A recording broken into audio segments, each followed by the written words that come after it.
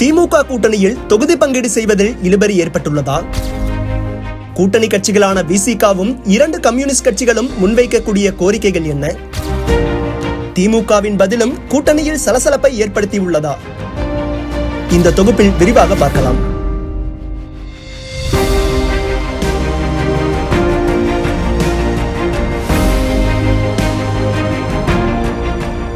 தமிழ்நாடு சட்டமன்ற தேர்தல் ஏப்ரல் 23ஆம் தேதி நடைபெற உள்ளது. தேர்தல் தேதி அறிவிப்பிற்கு முன்பாகவே கூட்டணியை இறுதி செய்து தொகுதி பங்கீட்டினையும் தொடங்கியது திமுக. காங்கிரஸ் தாவேகாவுடன் கூட்டணி அமைத்து விடுமோ என்ற எண்ண ஓட்டங்களுக்கு முற்றுப்புள்ளி வைக்கும் விதமாக காங்கிரஸ் கட்சிக்கு கடந்த முறை வழங்கப்பட்டதை விட 3 இடங்கள் கூடுதலாக கொடுத்து 28 சட்டமன்ற தொகுதி மற்றும் ஒரு ராஜ்யசபா சீட்டும் வழங்கப்பட்டது. இது தவிர மதிமுக 4 தொகுதிகள், மனிதநேய மக்கள் கட்சிக்கு 2 தொகுதிகள், இந்தியன் யூனியன் முஸ்லீம் லீக் கட்சி மற்றும் கொங்குநாடு மக்கள் தேசிய கட்சிக்கு தலா 2 தொகுதிகளும் ஒதுக்கீடு செய்யப்பட்டது. விசிக, தேமுதிக, கம்யூனிஸ்ட் கட்சிகளுக்கான தொகுதி பங்கீடுதான் இழுபறியாக நீடித்து வருகிறது. கடந்த தேர்தலில் 6 தொகுதிகளில் போட்டியிட்ட கம்யூனிஸ்ட் கட்சிகள் தலா 2 தொகுதிகளில் மட்டுமே வெற்றி பெற்றது.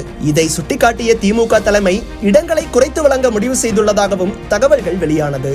இது தொடர்பாக பேசிய மார்க்சிஸ்ட் கம்யூனிஸ்ட் கட்சியின் மாநில செயலாளர் சண்முகம், திமுக கூட்டணியில் மார்க்சிஸ்ட் கம்யூனிஸ்ட் கட்சிக்கு இரட்டை இலக்கத்தில் தொகுதி ஒதுக்கீடு செய்ய வேண்டும் என்று கோரிக்கை வைத்துள்ளோம். திமுக கூட்டணியில் புதிய கட்சிகள் சேர்ந்துள்ளதால் மார்க்சிஸ்ட் எதிர்பார்க்கும் தொகுதிகளை ஒதுக்குவது சிரமம் என்று திமுக தலைமை தெரிவித்தது. ஆனால் இந்த சிரமத்திற்கு இடையேதான் காங்கிரஸ் கட்சிக்கு கூடுதல் தொகுதிகளும் வழங்கப்பட்டது.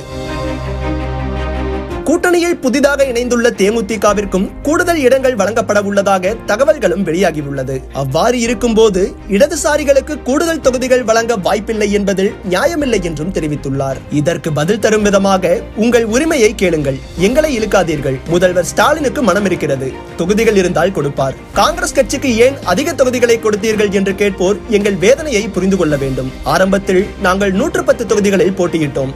அதன் பின் 63, 41, 25 என எங்கள் தொகுதிகள் குறைந்துள்ளது. வரும் தேர்தலில் நாங்கள் 41 தொகுதிகளை கேட்டோம். ஆனால் 28 தொகுதிகள் தான் கொடுத்துள்ளனர். தமிழக மக்களை காப்பாற்ற மன நிறைவோடு அந்த தொகுதிகளை வாங்கிக் கொண்டோம்.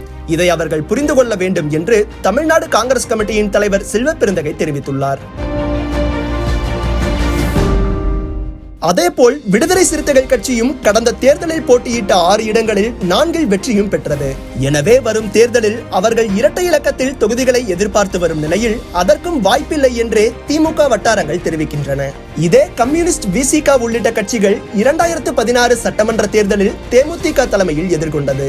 ஆனால் அன்று இருந்த வலிமை தேமுதிகவிற்கு இன்று இல்லாத நிலையில் அவர்களுக்கு கூட்டணியில் முக்கியத்துவம் அளிப்பதுதான் கூட்டணி கட்சியினரிடையே சலசலப்பை ஏற்படுத்தியுள்ளது. ஒவ்வொரு கட்சியும் தங்களுடைய பலத்திற்கு ஏற்ப தொகுதிகளை கூடுதலாக கேட்டு பெறுவது அவர்களுடைய உரிமை. எனவே அந்த வகையில் பேச்சுவார்த்தை தொடர்ந்து நடைபெற்று வருகிறது. கூடுதல் தொகுதிகளை விட குறைவான தொகுதிகளை திமுக ஒதுக்கினால் மார்க்சிஸ்ட் கம்யூனிஸ்ட் மாநில குழு கூடி அடுத்த கட்ட நடவடிக்கை குறித்து பேசி முடிவெடுக்கப்படும் என்று சண்முகம் தெரிவித்துள்ளார். திமுகவை வெறும் கூட்டணி கட்சியாக மட்டும் பார்க்காமல் கொள்கை ரீதியாகவும் பல சந்தர்ப்பங்களில் உடன் நிற்கும் 2 கம்யூனிஸ்ட் மற்றும் விசிக உள்ளிட்ட கட்சிகள் எதிர்பார்க்கும் தொகுதிகளை திமுக தலைமை வழங்குமா என்பதை பொறுத்திருந்து பார்ப்போம்.